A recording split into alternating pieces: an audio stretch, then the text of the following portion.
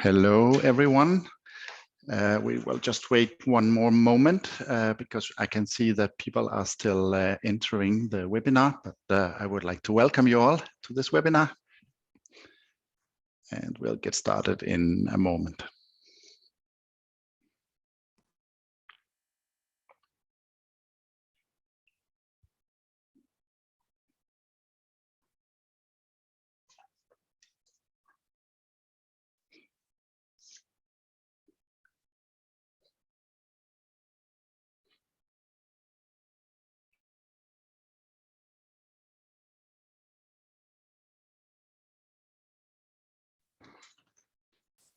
Hello, everyone. Good afternoon, good morning, or good evening, depending on where you're calling in from. Welcome to this webinar. My name is Finn Bolding Thompson, and I'm the International Green Key Director. I'm very happy to present today's webinar to you on behalf of the whole team here at FEE International, FEE International and Green Key International. This webinar is part of Green Key's biodiversity campaign that runs from January to August 2022. But besides this webinar series, we also have other components in our campaign. We have a biodiversity quiz where you can test your knowledge about biodiversity. We have an online course where you can learn more about the topic of biodiversity. And after this webinar, we will have another part of our campaign, a biodiversity giveaway campaign that will start early in June. You can find all details about these initiatives on our Green Key website, which is www.greenkey.global. So today is the fourth and final webinar in our webinar series. And this webinar is in fact a cooperation between Green Key and our sister program Blue Flag, eco-label for beaches, marinas and tourism boats. And today we will focus on examples from Green Key establishments and Blue Flag sites having done concrete actions to support biodiversity here in the tourism industry. So I would like to give a warm welcome to our speakers of today. We have Ekaterina Sysoeva, which is the international coordinator at Hyvärilä Youth Centre, which is a Green Key certified holiday park in Finland. Ekaterina will give us an explanation about how the youth center has supported the local biodiversity on the premises of this youth center.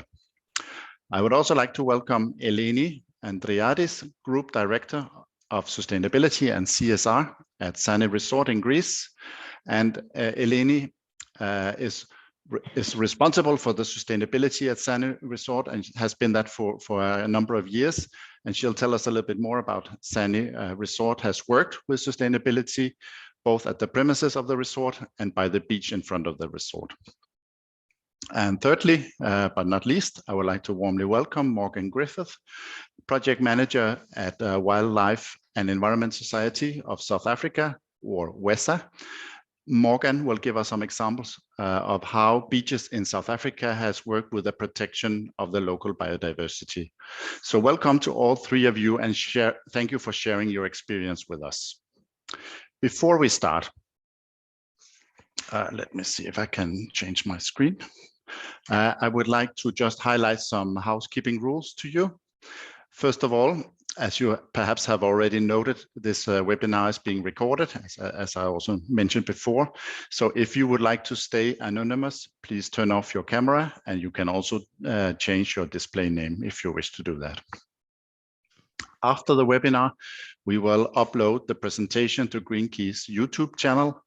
And this will allow those persons that would like to attend this presentation, but might have been busy with other tasks exactly during today. So it's possible to see the presentation at a later stage. And if you feel that any of your colleagues should also or could benefit from watching this presentation, it will be available afterwards. So we'll send you the link to the recording after this webinar. I would also like to ask you to stay muted during the webinar so that we don't disturb the presenters during their presentation. And if you have any questions to the presenters, please write them in the chat, and we will try to have your questions answered in the Q&A session after the presentations. And finally, if you have any questions or comments after the webinar, how we can improve, what you would like to see in another webinar, or any comments that you might have, please don't hesitate to send an email to fin@fi.global. Okay, I think that's it. Without further notice, I would like to start the meeting. So I'll stop sharing my screen, and then I would like the first presenter, which is Ekaterina Sysoeva, International Coordinator at the Hyvärilä Youth Centre. Please remember, if you have any questions to Ekaterina, you can ask them in the chat. So without further notice, Ekaterina, the floor is yours. Hello, and thank you very much for having me here and giving this opportunity to share our experiences from Hyvärilä Youth Centre. I will share our journey because for us, this whole question of biodiversity and what can we do as a destination was very difficult, and we are not experts in the field. We are just in the beginning of our journey, and I'm happy that it's something that interests other people as well. So hopefully that inspires someone, or at least gives some pointers to other people and the organizations. I am international coordinator in our youth center, and I think that we should start with what is a youth center in Finland, because it is quite unclear who we are. We are not just a hotel. We are so many other things, and we are not in terms of tourism a business that exists for profit only, because we do other things as well, and maybe that is something that affects what kind of measures we can implement in our youth center. This is a photo of our youth center. We are located in eastern Finland. I have to stop you, Ekaterina, because the presentation is not moving. All right, thanks for that. I will share the whole screen in that case. Can you see now? Yes, it looks right. All right. This is our youth center. We are located on a shore of Lake Pielinen and surrounded by a forest. And we are one of 9 youth centers that was established by the Finnish Ministry of Education and Culture. Many years ago, the Finnish Education and Culture Ministry decided that Finnish youngsters need an opportunity to go into the wild, to go into nature, and learn some skills that they cannot learn otherwise in their school, within the school curriculum. And that's how our youth centers were established. We have partners, and there is 8 of them, and we cooperate very closely with them. And as far as I'm concerned, at least 4 or 5 of us have received Green Key certificate in the past few years. And our activities are not, as I said, only business, it's also youth work activities. So we are funded by the Ministry of Education and Culture and by the municipality. We do youth center activities, which is hosting camp schools mostly. We organize international camp schools and special groups come. We also organize local youth work in the municipality. And we have tourism services at the hotel. We have hotel rooms and accommodations for bigger groups. We have facilities for events, weddings, business meetings, whatever kind of facilities. And our profits from tourism go back to our youth work activities. So I think that in that case, it's important to notice that we're not a hotel only. We have other things that we do, and we work to ensure that young people can learn, develop, and live a balanced life. Our priority is to build bridges within community and work with local actors.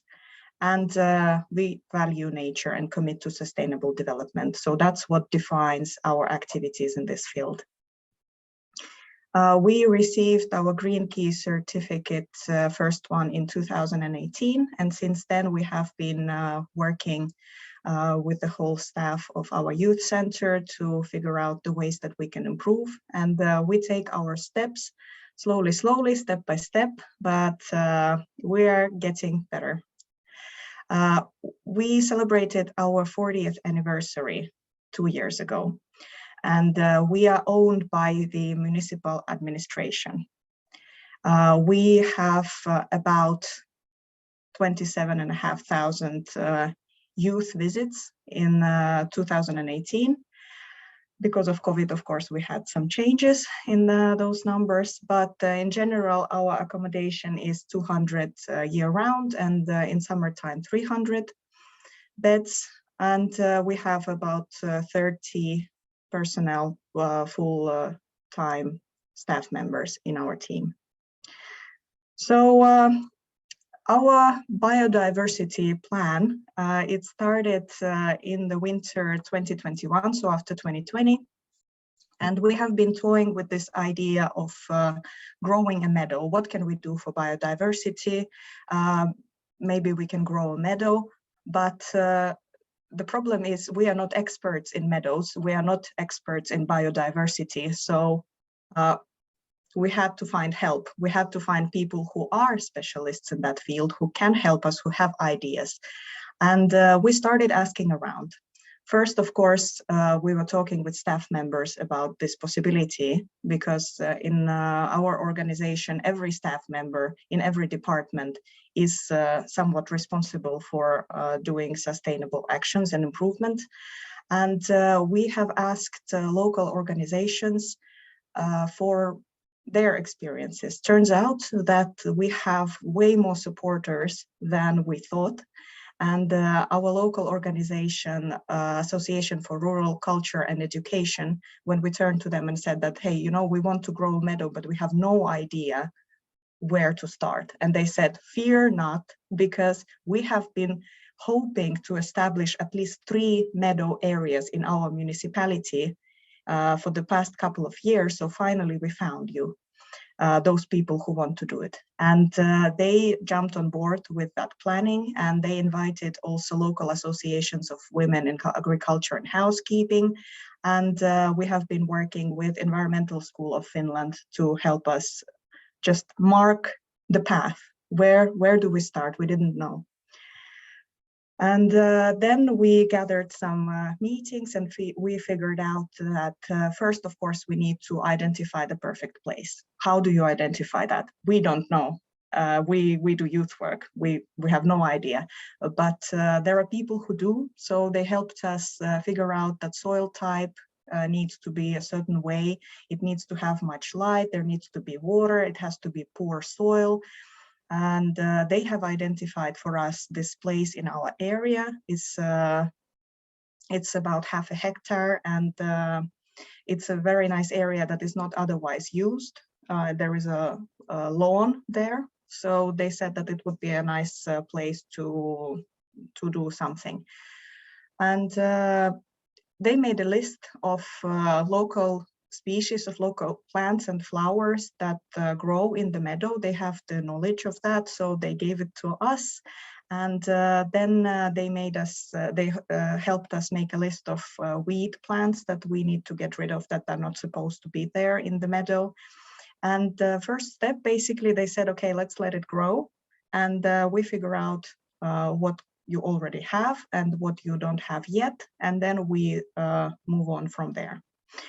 So first learning outcome in our journey was that there is no way you can do it alone, that you definitely need help for that. And in the first year, we have involved at least 25 people for helping us figure out what to do, where to find information about growing meadows and local species, how to select them, how to work with them. And we thought that definitely we are not alone in our journey, that there are some people who have questions like that too. So we decided to share our knowledge and our journey on our Instagram account at Hyvärilä International, basically going step by step what we learn and maybe other people can learn from that experience too. So we started with letting the grass grow, basically whatever grows on that area. We didn't cut it. We marked it that it's not an just forgotten area in our territory. It's we're growing out a meadow for our biodiversity initiative. That was for the guests, so that they understand what's happening there. Why is this territory so just grass growing, basically nothing happening there. And then our local partners, they came with us and investigated where we have local plants which are traditional for the area. The thing is that because cultural landscape has been formed for years and years, and we have had meadows in our area for forever when there was traditional agriculture and traditional living, and wildflower meadow fields were everywhere. But then came us humans, and we thought, you know what, lawn is much better looking thing. It's so nice and green and so uniform, so let's just do that. And we started cutting all of that grass, and that grass remained in the soil, and it started feeding the soil so much that it's now so rich that traditional plants that belong to the meadow, they cannot even grow there anymore because it's way too rich for them. It doesn't fit. And we had no idea about that. So that was very interesting, a way to learn how much we affect this. So in order to get insects and small living beings back to the meadow, we need to let it grow. We need to make sure that it grows. But because we have overfed the soil for so long, we will need at least 3 years to basically get it back to the state that it belongs to. And because we don't have goats or sheep anymore eating the grass, it's a different way that we need to approach and think how to basically mend the meadow. So we have investigated, what do we have? We made maps. What plants we have already present in the meadow territory or in the nearby vicinity. Because if you grow a meadow, you need plants that belong to this area, and the closer it is, the better. So we made a map, and we collected seeds with our international volunteers who stay in Hyvärilä Youth Centre. And we made the map in the beginning of the season when flowers are blooming, and then we need to come back and collect them.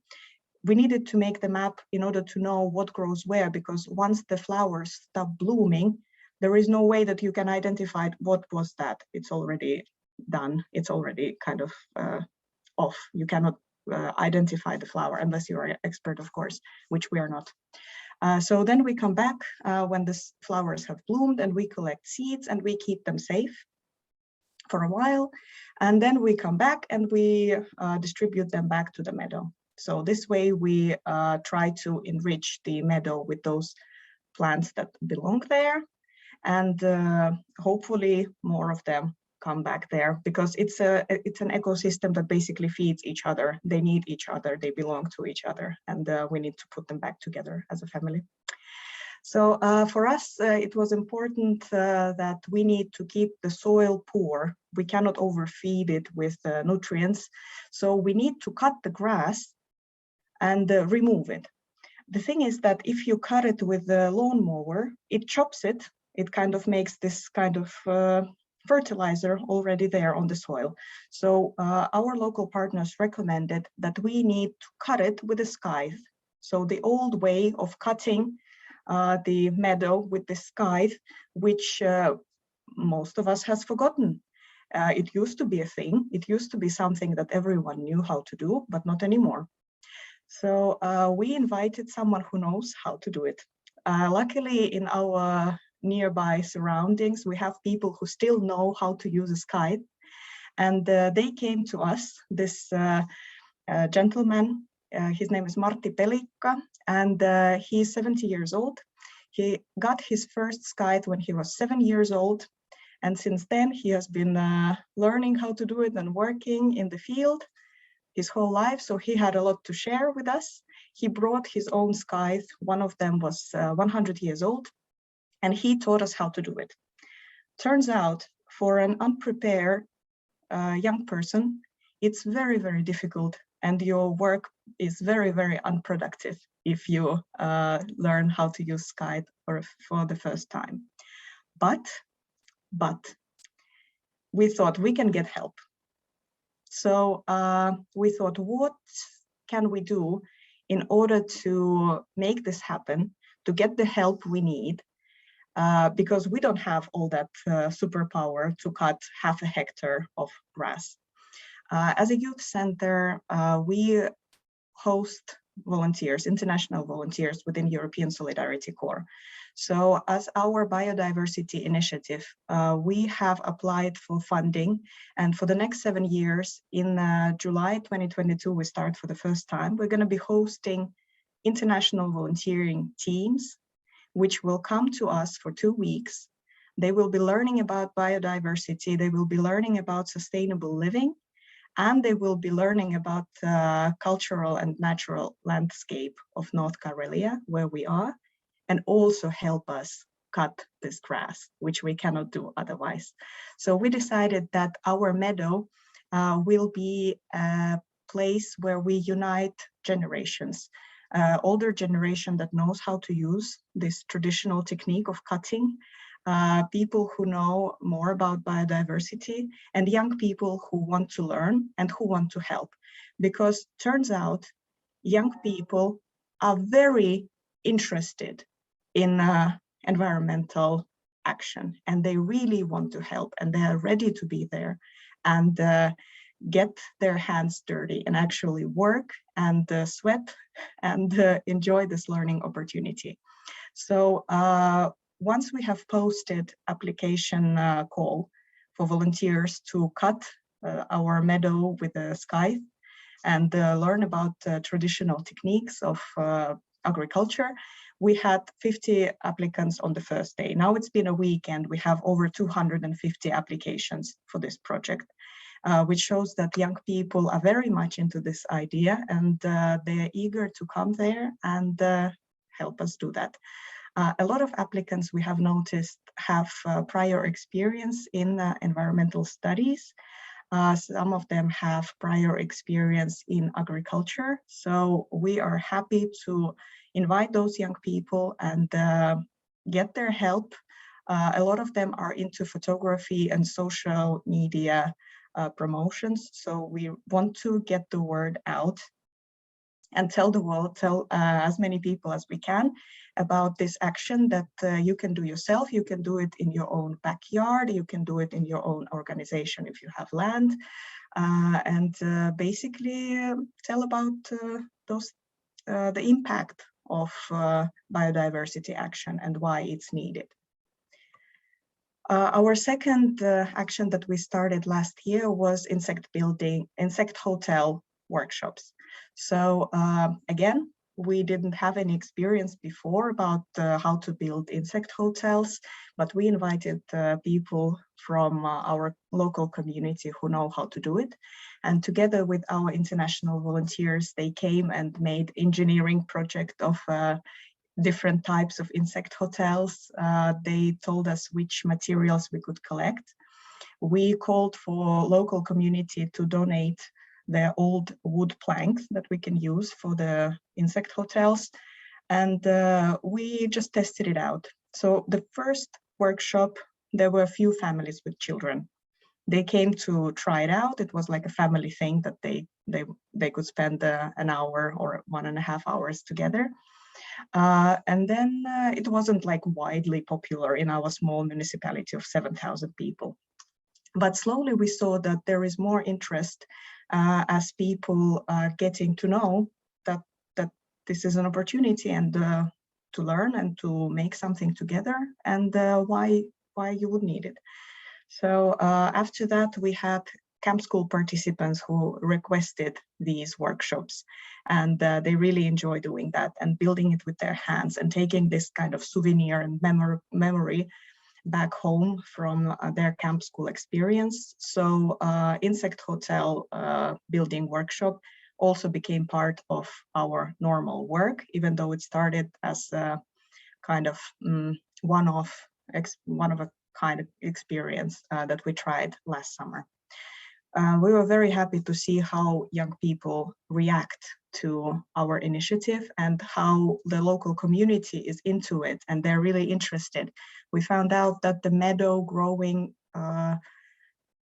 movement is way more popular than we had expected. Especially in Finland, there is a lot of schools that are into growing their own meadows. There's a lot of people who want to grow their own meadows and who already do some of it.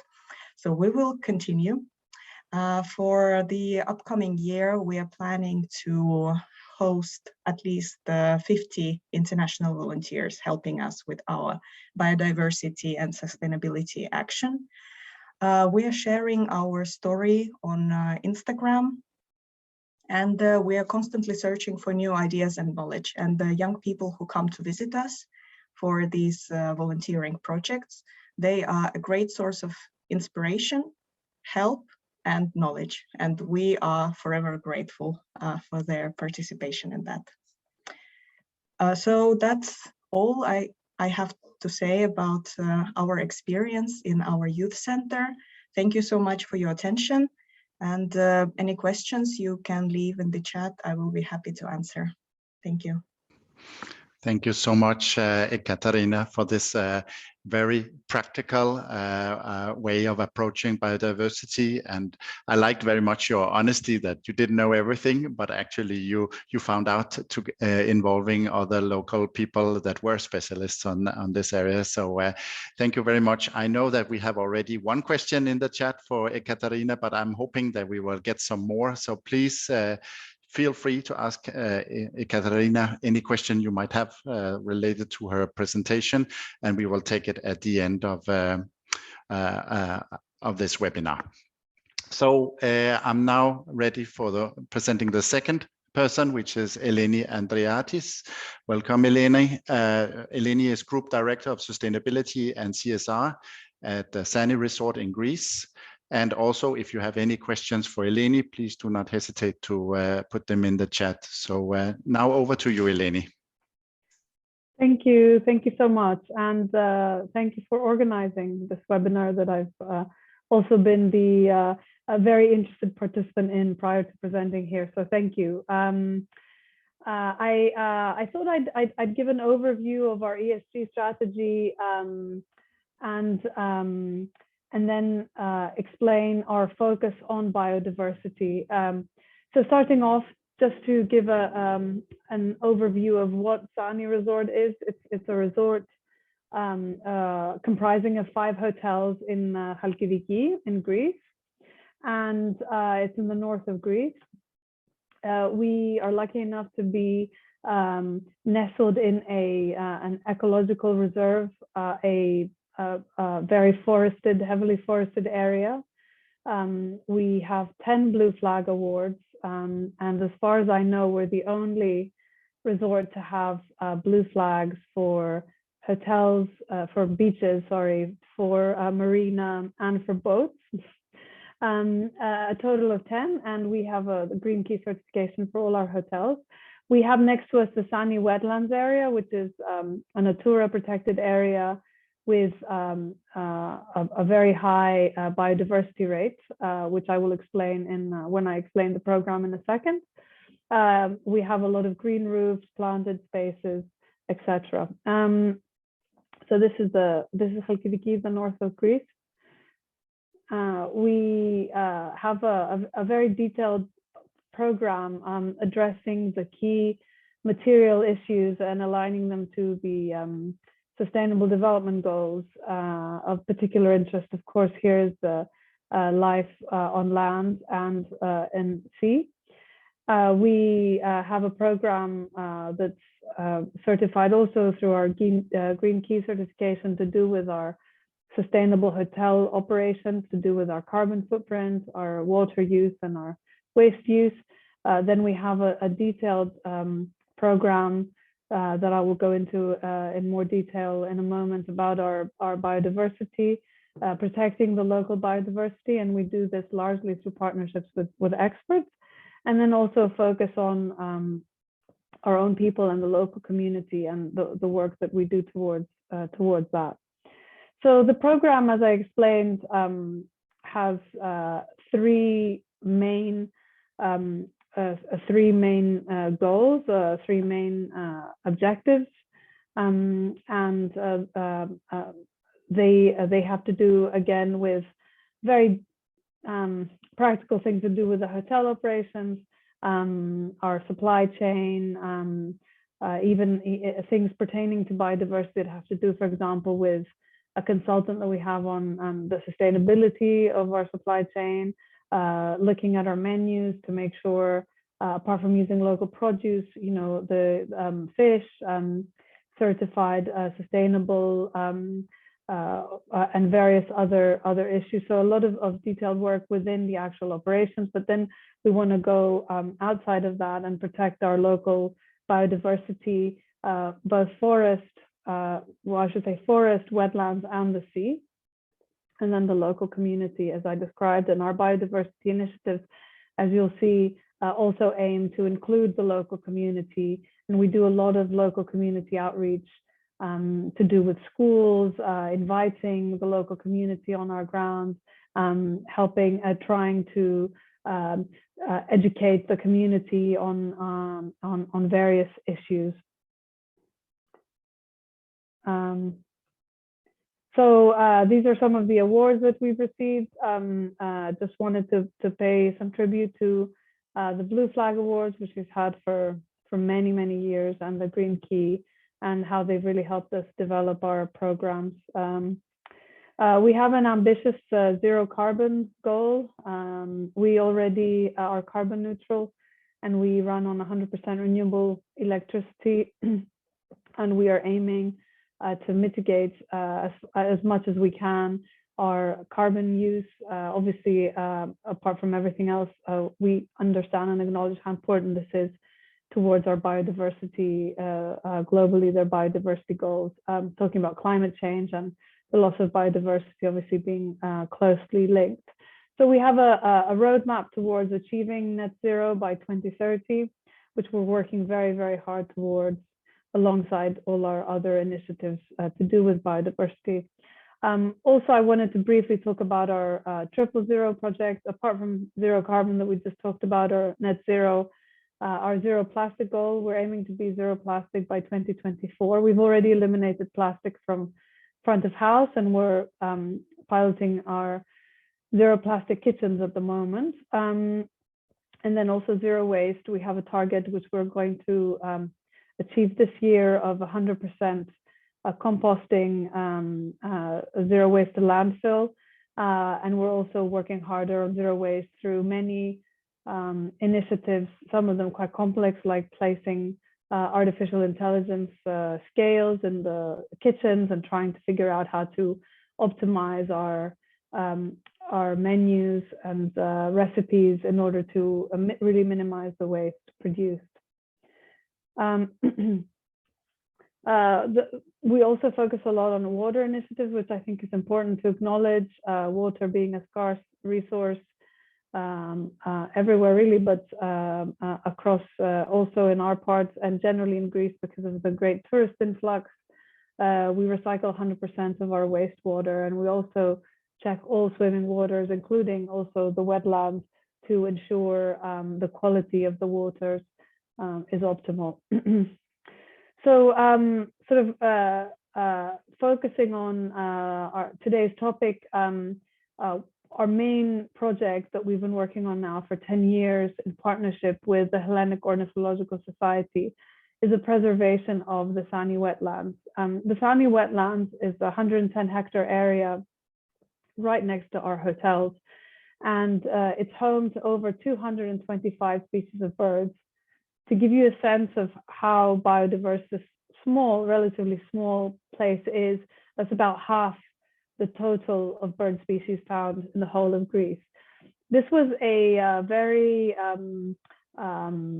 it was a largely unknown area, this wetlands, and we decided to partner with BirdLife International partners, the preeminent bird experts in Greece, the Hellenic Ornithological Society, and started looking at this project firstly by implementing a monthly, that continues to this date, a monthly monitoring program to do with the species. So every now and again, we discover even more species. So this 225 has increased over time, as well as monitoring the quality of the waters. We've also, and as well as implementing protection measures. So to give an example, we've put some cameras in. We've, in order to observe some nesting habits, we've also put artificial platforms when the levels of the waters were not optimal for at a reproduction season of a specific species. So there's a range of measures that we implement, that the Hellenic Ornithological Society implements through our partnership in this program. And we also started off by creating some routes, some bird watching routes throughout this area, and then also started providing complimentary bird watching tours to our guests and also to the local community. Something that we've also tried to do as part of the outreach program that I explained, we published a book about one of the birds in these wetlands, the most common bird actually, the black-winged stilt, and we try to educate the local community about the importance of this wetland. Unfortunately, we still have a hunting season in a part of this wetland, which is when we have to stop doing our trips. So that's something that we've really worked hard on, trying to communicate the importance of all working together to preserve the species in this wetland that are already under so much pressure through climate change and wildlife and wild areas decreasing to such an extent. We also work on forest preservation. Apart from our own forest, which we have actually partnered again with an expert organization, the Institute for Forest Research, and we work on programs such as planting trees and maintaining the forest, not only in our area, but outside of our area through reforestation efforts in areas that were destroyed by fires primarily. We also this year launched the first bee spot in our hotel. It's actually the largest bee spot in Greece, and this is through a partnership with the Bee Camp, which is a non-profit, the first non-profit in Greece to focus on protecting these pollinators. It's a bee-friendly garden with different stations where guests and members of the local community can walk through and learn more. A lot of these games there are interactive. A lot of them are through scanning QR codes. We also have complimentary trips with guided trips to the bee spot, and we've seen truly incredible interest in this and learning more about the bees and the specific bee species in Greece as well. Another program that I wanted to briefly mention is our partnership with Ocean Wildlife Conservation Organization, IC. We partnered with them to launch a program called the Thermaikos Dolphin Project, which basically aims to study the dolphin populations of the Gulf that we belong to. We know there are dolphins there because we see them, but there has so far not been any studies as to what the dolphin populations are, what species. And the excellent news is that every time they go out from our marina, so they start or the marine biologists leave from our marina and study the dolphins, they always see them. So we know there are a lot of dolphins there, so we've been very excited. We started this project, it's the second year running.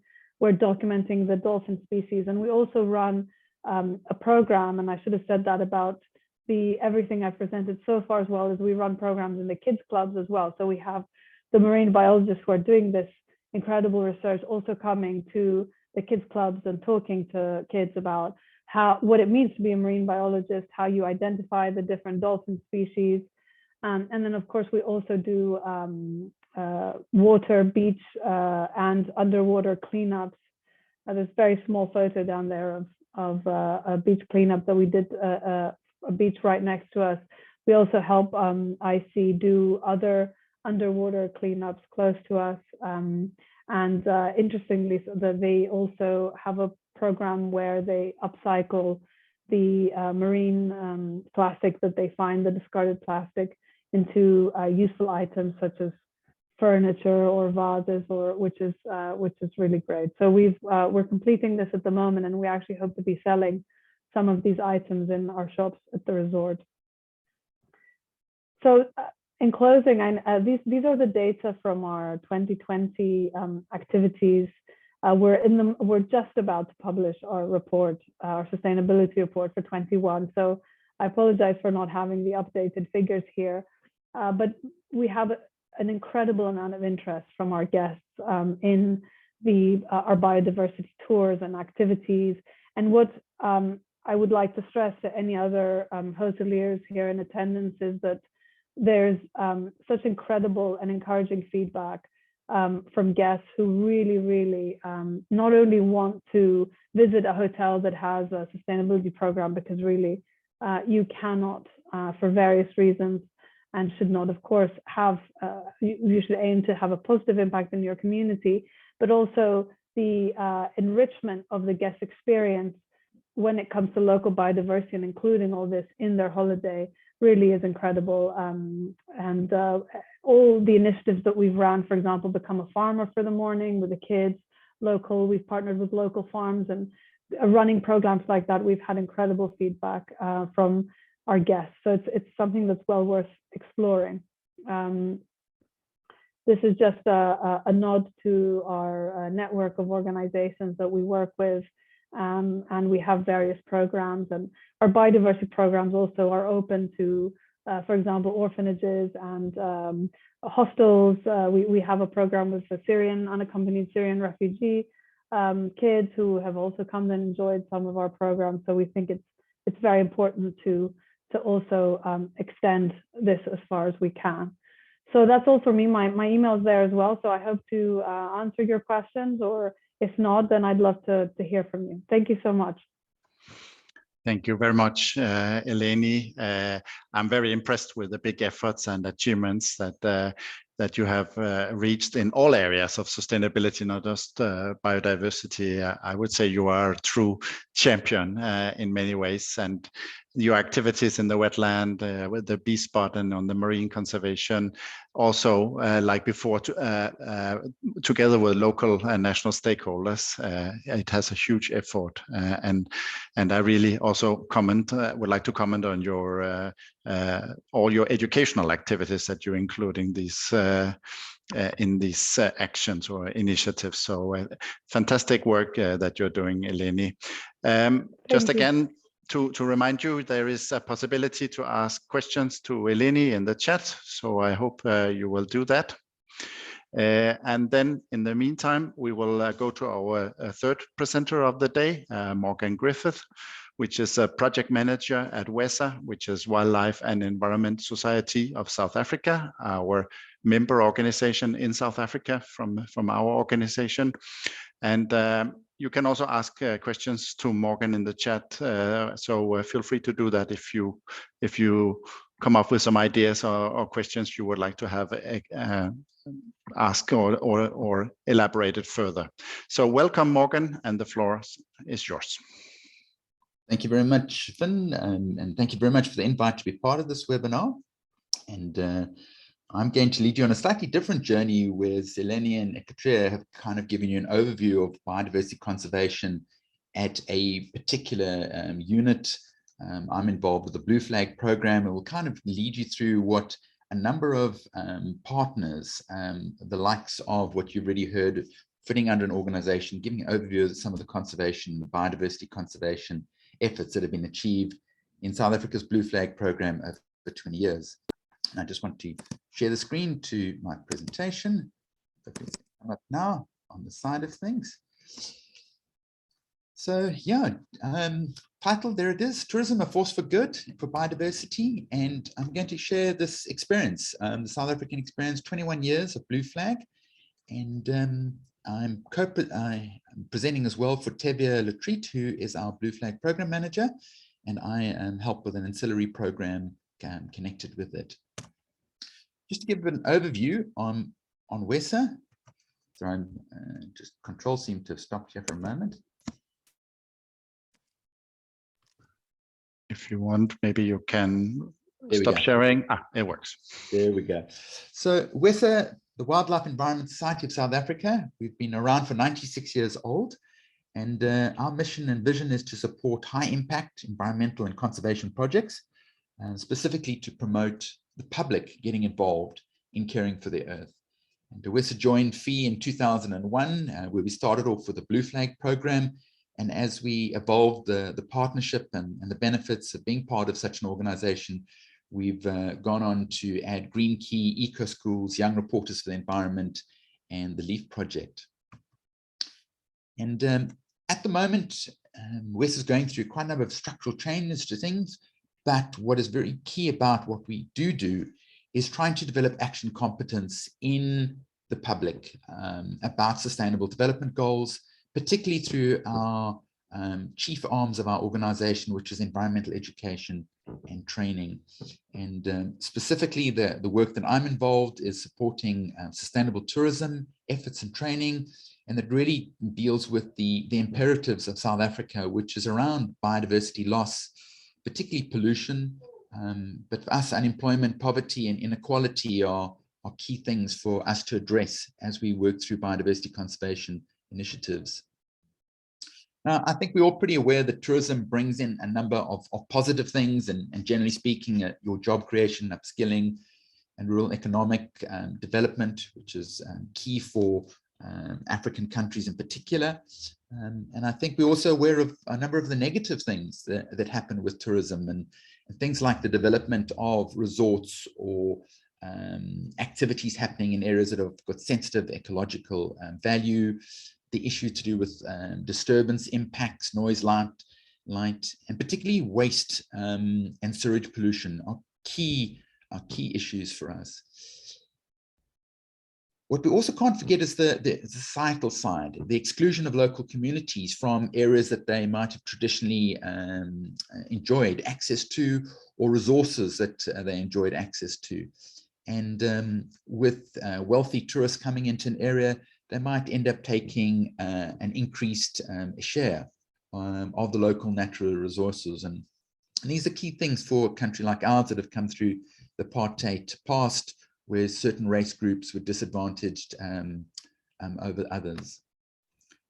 Now, over 21 years ago, WESA, as what was then a predominantly activist organization, we were desperately looking for a carrot as opposed to a stick to encourage municipalities to improve their coastal management, particularly around handling of sewage and waste management issues, which at that time and remain so are still key problems.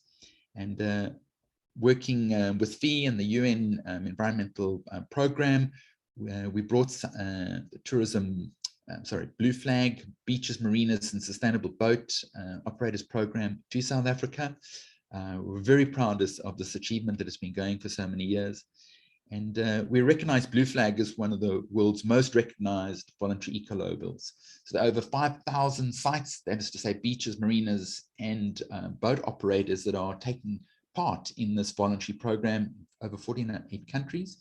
Here in South Africa, the majority of our coastal municipalities are participating in this program, and we are working hard towards our target of over 100 beaches, marinas, and boats in this program.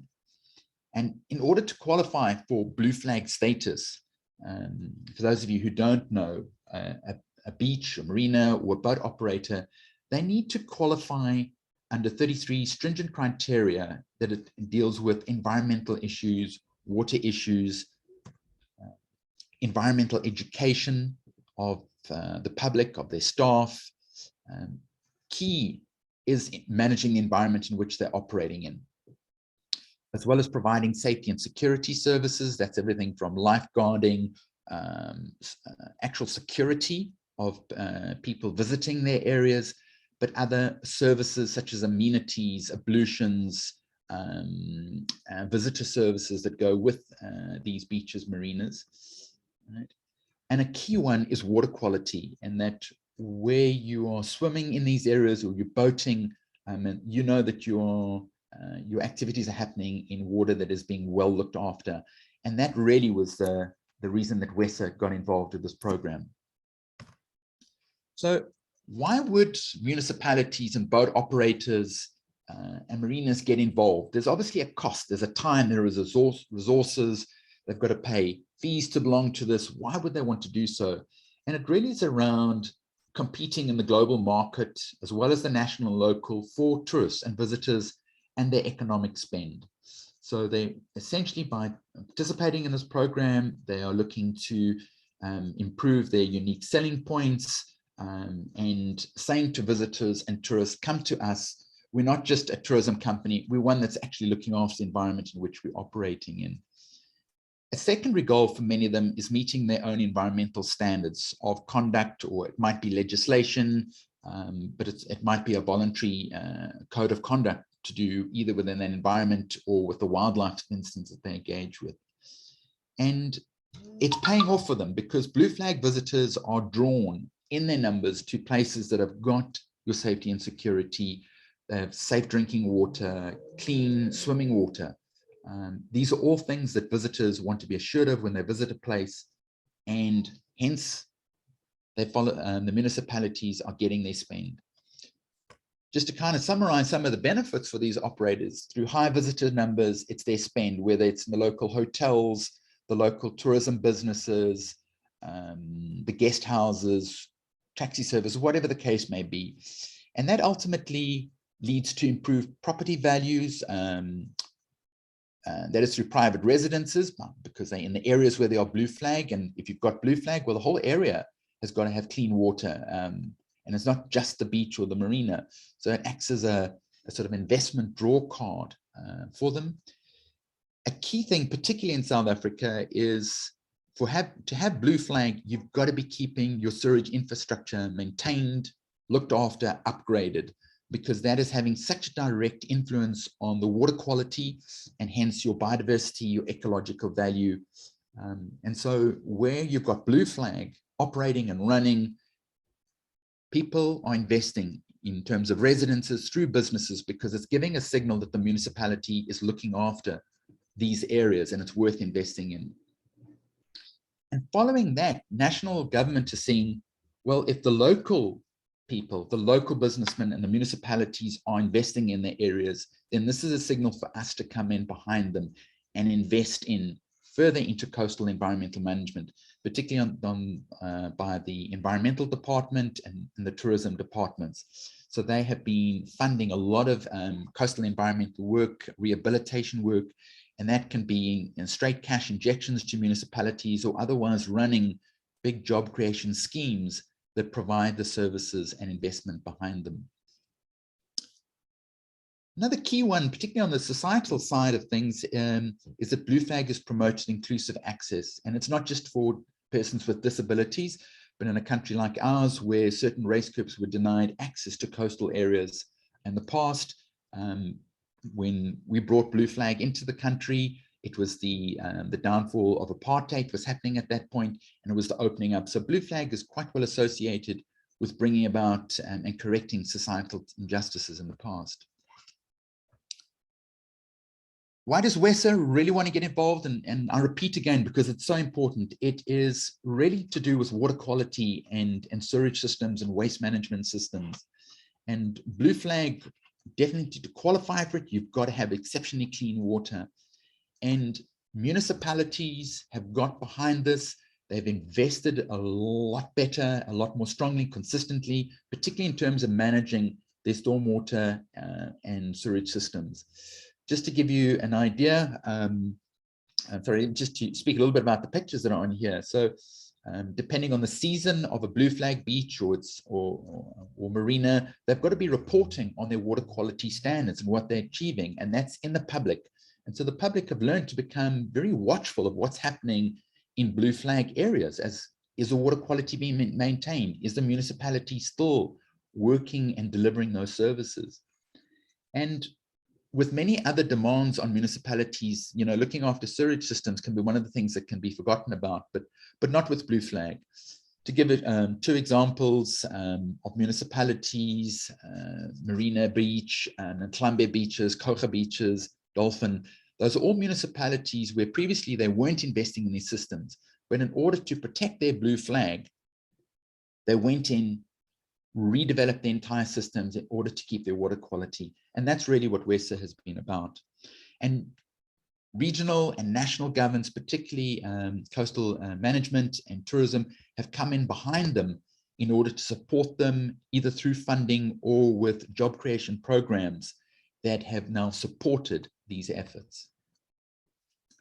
Other biodiversity measures that the municipalities have had to achieve as part of their blue flag work included things like boardwalks and raised boardwalks, which are protecting blowouts and keeping people out of sensitive dune areas and protecting the biodiversity in these areas. And often these are being created through job creation projects. Now, blue flags are often in urban developed environments, and it's been working through blue flag that WESA has actually realized that there are a number of beaches that, though communities might like them to become blue flag, we wouldn't really want to see them becoming quite developed and overexploited and crowds of people going there. And so taking the lead from the blue flag, we've developed a new project called the Green Coast, whereby we've been looking at beaches that have got a particular biodiversity value or tourism or aesthetic or even a spiritual or cultural value, and improving some services around them, but without them becoming overexploited, as well as creating jobs for young people to get involved as either as guides or as monitors at those programs or as active conservation staff looking after those areas. A key problem in South Africa is alien invasive plants and their impacts, particularly in the coastal areas. So a number of our beach partners have been actively engaged in removing AIPs, as well as restoring their dunes, whether they're dune fields or forested dune fields. And those are key biodiversity actions. But just as important is the environmental education that goes around it. And some of it is very targeted at school groups, but often it's for the general public.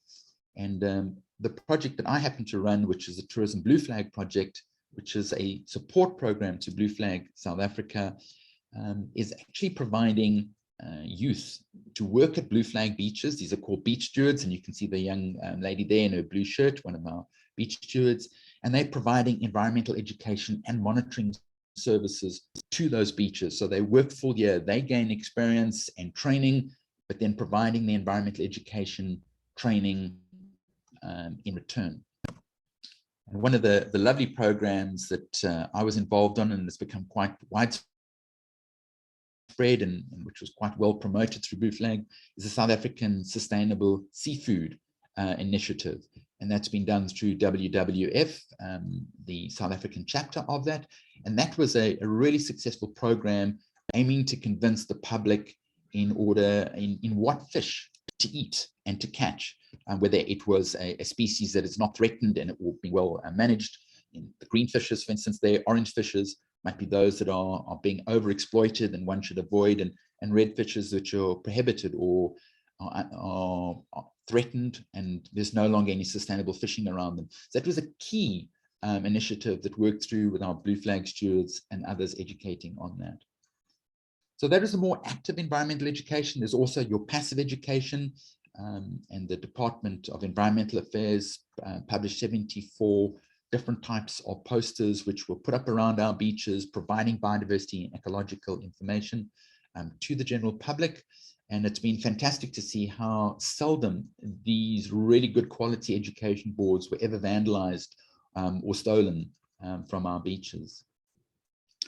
Going along with that is education of staff, whether it's the lifeguards themselves or the security, so that everybody working at these environments understands the general environmental gains and objectives behind this program.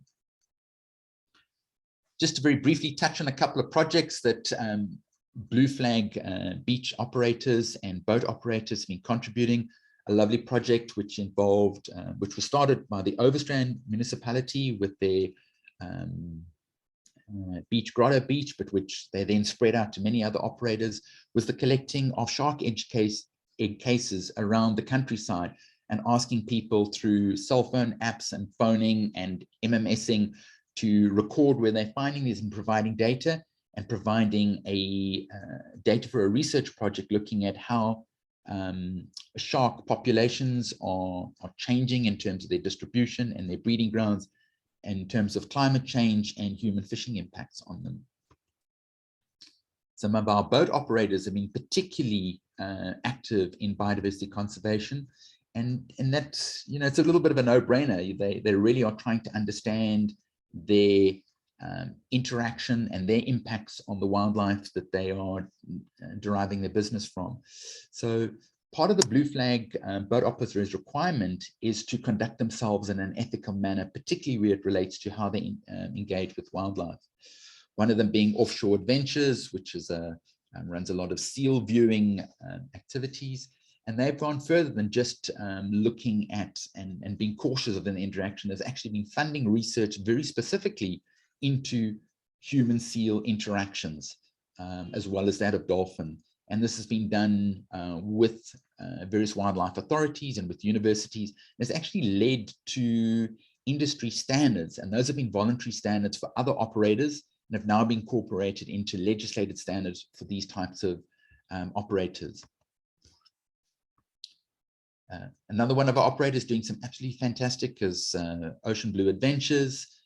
They do a lot of whale and dolphin viewing in terms of their boat work, but they make it a particular part of their operations. So when they're going out with tourists, they're making sure that they are recording the sightings of weather things, particularly of humpback dolphins, which is an endangered threatened species along our South African coastline, and working with various universities in terms of recording that information and utilizing it, and providing research back to the environmental department, which then set quotas and licenses as to where boats may operate and how they may operate.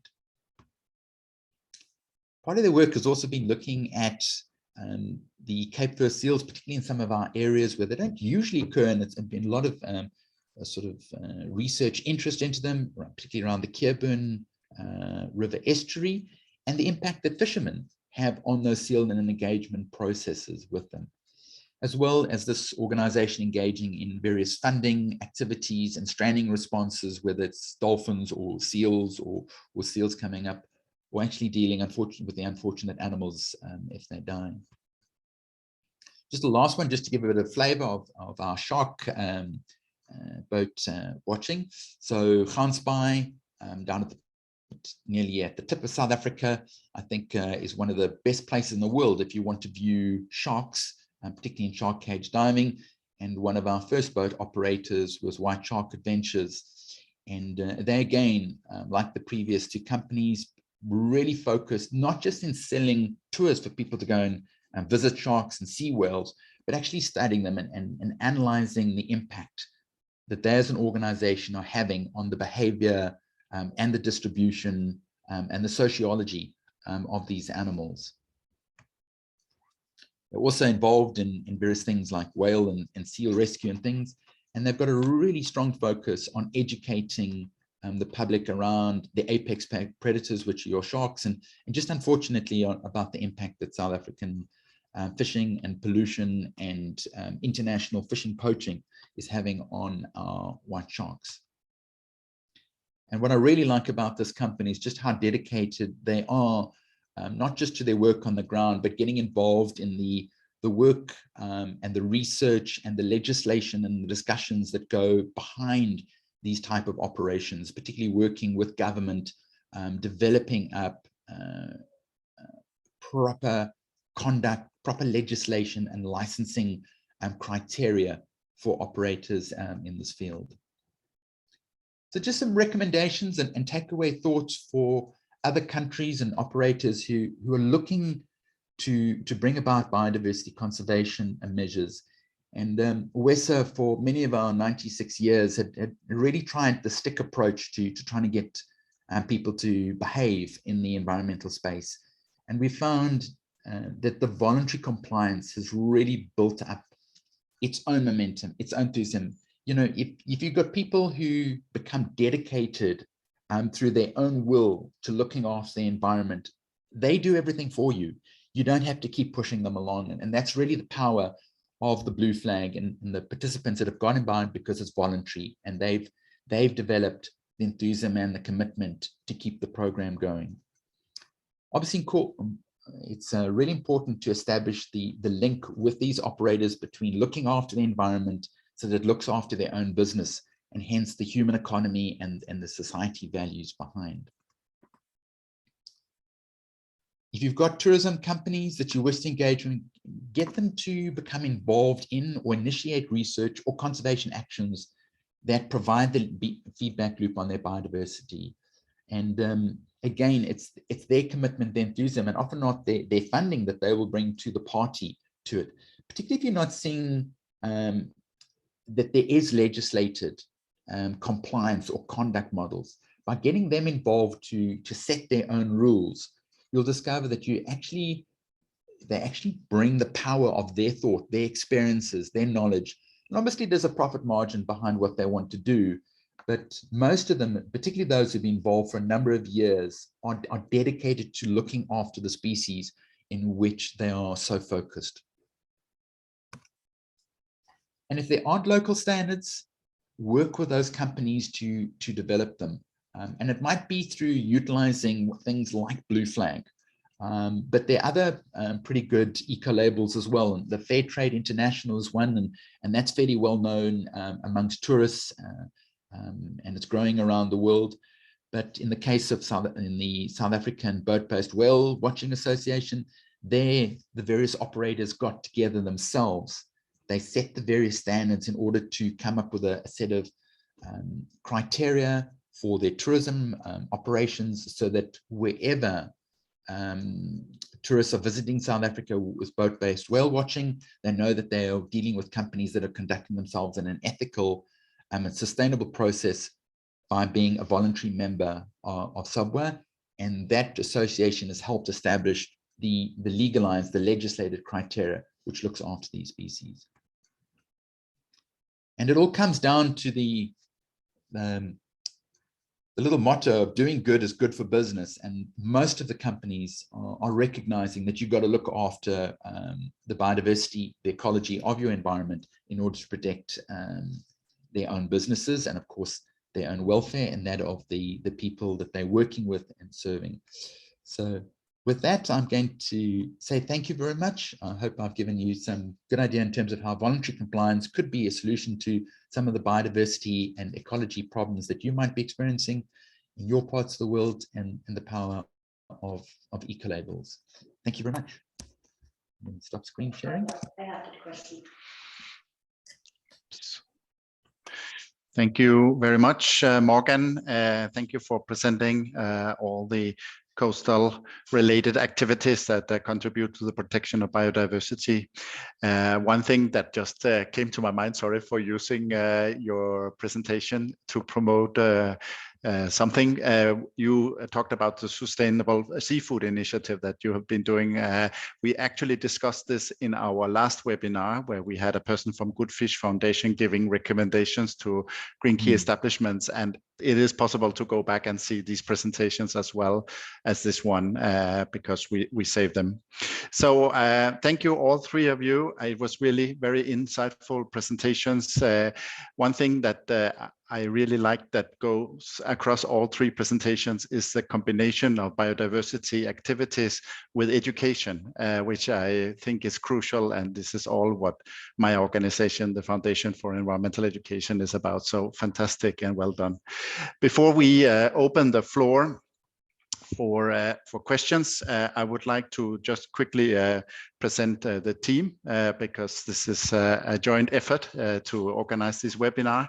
We have with us Marlene, who is the communications assistant in both Green Key and Blue Flag.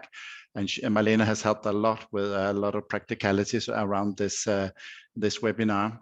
We also have Claudia with us. Claudia Buchensberger is our relatively new International Green Key coordinator, and she will get the floor in a moment to ask some of the questions that you have asked in the chat to the presenters. But I would also like to remind you again that this is a joint Green Key and Blue Flag webinar. So of course, I'm very happy also to present my colleagues in Blue Flag, Joan Durand, which is the Blue Flag International Director, and Alessandro Venti, who is the International Blue Flag Coordinator. But I think I will leave the floor to you, Claudia, to ask the presenters some of the questions that have been posted in the chat and so on. Thank you, Finn, and thank you also from my side for the great presentation. I have gotten some questions in the comments and also sent to me personally, and just also during this Q&A, feel free to send your questions for the presenters you have at any time. So the first question I would like to ask is towards Ekaterina. I will send it in the chat. There has been a question if for the organization sending you volunteers, how important is it in their decision-making process that your establishment is recognized with a sustainable certification? Thank you. That's a good question. And the answer is, I don't know. We haven't done any research asking if volunteers applied to us because we are Green Key certified organization or not. And those who apply to us, they usually find us themselves. And then there is a sending organization that they find, or we help them find, who are our partners already probably from before. But I must say that, yes, it's kind of attractive thing for clients and for our youth international camps participants, because yes, they see that there is some sustainable initiative going on, and those projects that we invite them to participate in, those are usually sustainability based, or somehow sustainability topics are there present. But the other thing is that youth is quite cautious about being greenwashed. There is so many organizations that say we are certified this and certified that, we're so sustainable producing our something. So when they come, if you say that, yes, we are Green Key certified organizations, they would ask you that, what does it mean? You are sustainable, prove it. I saw meat in your restaurant you're serving. How can you call yourself sustainable? Like, what's there? So I would say that for us, when we work with international groups, at least, Green Key is something that is not an attraction in itself, because maybe not everyone knows what it is and not everyone knows the project venue immediately. But when we got them in our youth center, when youngsters are already there, we make sure to guide them through all of the things around them, which have been made as our sustainability action. Okay, thank you. So it's like maybe not beforehand, it's important, but it's definitely important as showing them, okay, this is the certification program that we used, and here you can read their standards. And yeah, very interesting also to hear that like youth is quite critical when it comes to these things. Thank you. Then I have a question for Eleni. Doing good is good for business. Would you say, is this also the case for your resort? What is the return on investment and the cost involved for doing the efforts that you described? Great. There's also a great question from Martin right before that one that I was looking at regarding scope 3. Up to you, Claudia, I can answer that afterwards. But doing good is good for business.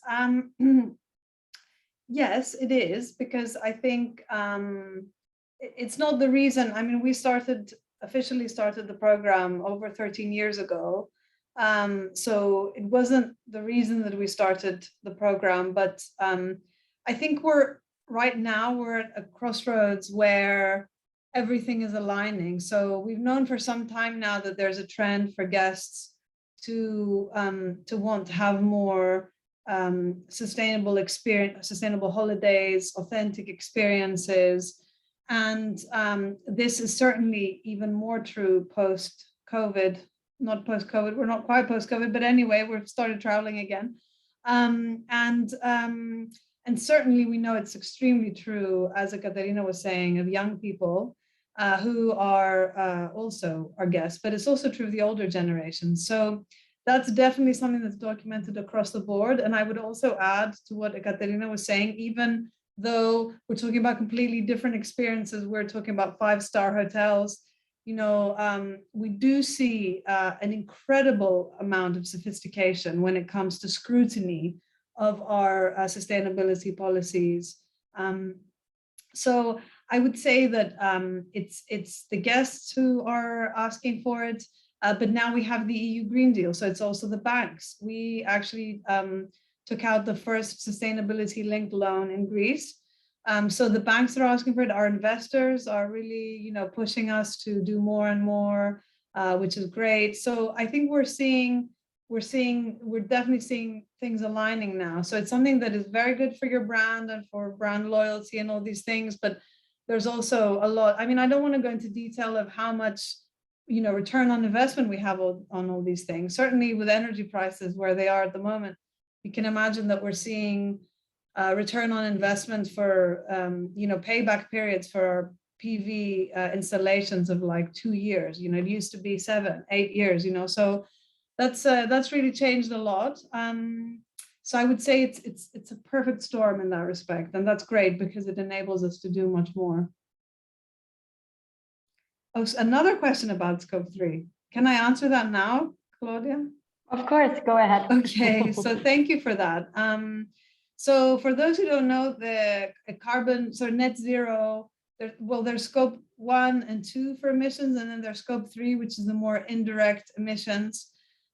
So we're following the SBTI, the Science Based Targets Initiative definition of net zero, and actually we're at the moment calculating our Scope 3 emissions, which don't actually include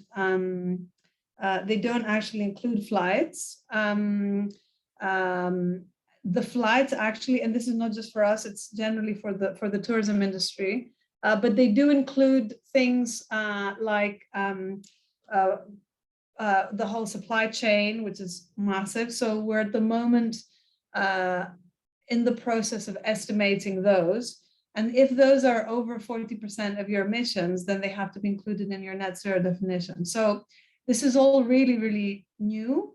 The definition of net zero for tourism was only recently fleshed out. So it's something that is a work in progress, but it's true, it's the elephant in the room, isn't it, of how guests come to you. But I just want to say, because this is a webinar on biodiversity, that I know for many parts of the world and for us, tourism is also a way of funding and protecting the biodiversity and enabling us to do a lot of these projects. So I think that's also important to note, even though, of course, the contribution of the flight industry is considerable, but it's also something to keep in mind when looking at the total picture. So thanks. Thank you, Eleni. Then I have another question to Ekaterina. I'm sending it now. So the question was, what recommendations do you have if an establishment does not have the support of the municipality, as you mentioned, or if they if they have to organize and create such an initiative themselves? I would say that our biodiversity initiative really doesn't cost much, or if anything. We mostly get our support from local nonprofit organizations, and that's expert support. And our participants are local community members and those guests who come to our programs, young people, international volunteers. We work with funding from the European Union, and we use grant programs mostly to fund our international cooperation activities. So I would maybe suggest looking into international funding possibilities and cooperation with local nonprofit organizations to establish that. If there is a hotel business that you are running, is there a local association that does work on biodiversity and sustainability? Do they need a place to come to do those things? Because it's usually we need each other. Maybe they need a place to come and organize their event. Maybe they need some information support promoting, maybe marketing. And in exchange, you will receive a few young people or local NGO professionals who would share their knowledge and contribute to your effort. Maybe that would be a way. Okay, thank you. Yeah, so it's like it is in many of these projects. With many of these projects, it's all about cooperation, right? And about finding the right partners in the right scope, even though, and it was great, of course, that the municipality had the exact same aims for your place than you had. I just saw that Eleni was giving another comment to the question before, that scope 1 and 2 are included in their carbon neutrality program. Would you like to say a word to that, Eleni, or should I just read it out loud? No, just thinking back on my answer, I didn't actually explicitly say that therefore scopes 1 and 2 are included, but not scope 3, which we're currently estimating and hoping to have our mitigation strategy this year. Okay, thank you. I have one question towards Morgan. There was the question if you have any inland water biodiversity activities.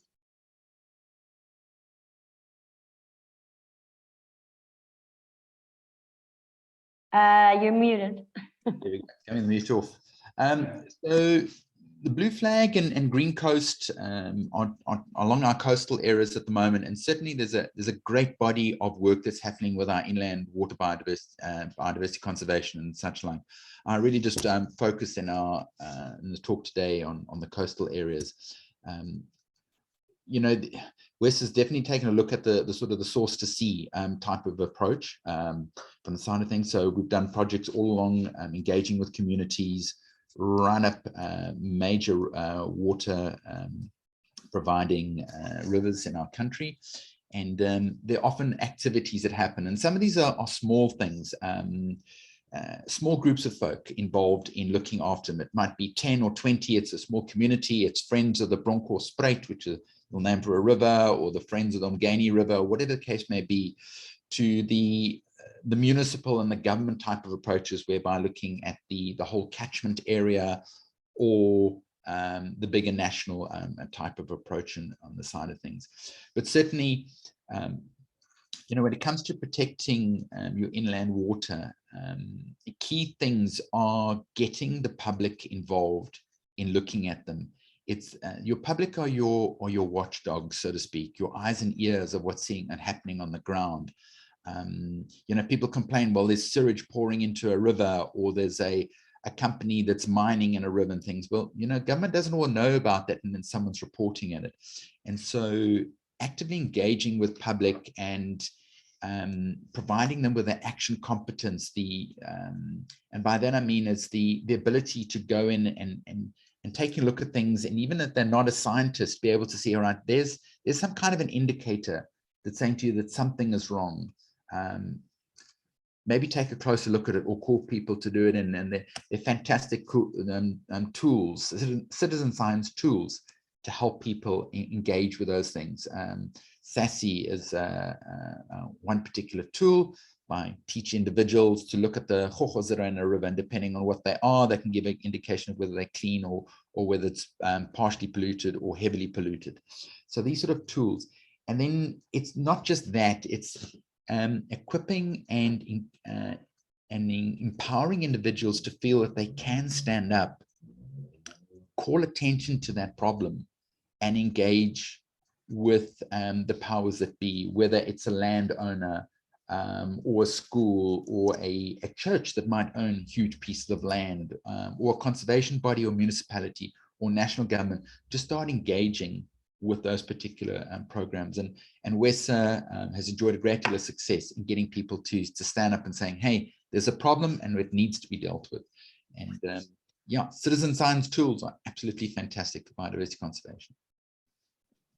Thank you, Morgan. If you could share that with us so we can share it with the audience afterwards, we will definitely make sure. I mean, as mentioned before, the recording will be available and we will make sure to share all information that we also talked during this Q&A session. For example, there was also the question before about the Instagram page of Ekaterina, and I saw she wrote it in the chat, but we will also make sure that we share this information as well. I have one more question towards Eleni, and then I think we can wrap it up. So Eleni, it was again to the different efforts you're undertaking. The question was, what efforts have you been doing to become 100% plastic free and waste free? So what does that mean? Have you invested in other materials? And how did these efforts also align with, for example, security regulations during the pandemic? So, so we've invested, firstly, I should say, we started we've been doing plastic audits since 2013. So we started doing a really big project of trying to understand where plastic comes from and how we can firstly reduce it. So there are some instances where you can actually not have this item in the first place, and there's no need to replace it with something else. There are instances where, for example, we replaced plastic straws with paper straws, but we don't give it out. You have to ask for the straw. So that's kind of how we kept costs because obviously paper straws were more expensive. This was 6 years ago when we changed them, are more expensive. So there's our preference is to find a solution where we don't necessarily. So there are things, for example, if you look at, like the plastic toothpicks that you would have in like club sandwiches or something like, things that you don't necessarily really need. So that was a big part of our push to, especially in the front of house. I should have specified that, of course, we oblige with all the regulations to do with the pandemic. So we had to have things like plastic gloves at buffets, which was required for some reason last year. Thankfully, this year it's no longer in place, but masks, things like that, we do provide for those if the guests don't have them. Our staff are required, at least still in Greece, not in Spain, but where we have one property with our other brand, but in Greece it's still required.